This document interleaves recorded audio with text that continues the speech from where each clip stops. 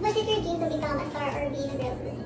Kaming walo, syempre dream namin maging star, di ba? Pero hindi lang namin in-expect na mapapasama kami sa isang group. Lalo na nung nag-audition kami since tong group, it was a secret audition, secret project, and we had no idea na for a group pala talaga siya kasi most of us nag-audition for PBB, di ba, reality show. So, unexpected pero parang, ano na din, naging isang pangarap na din siya for us.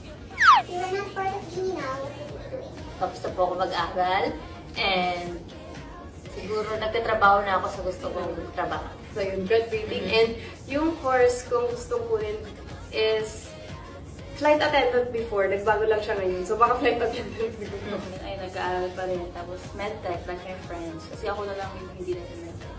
Friendship goals. Squad goals. Ako naman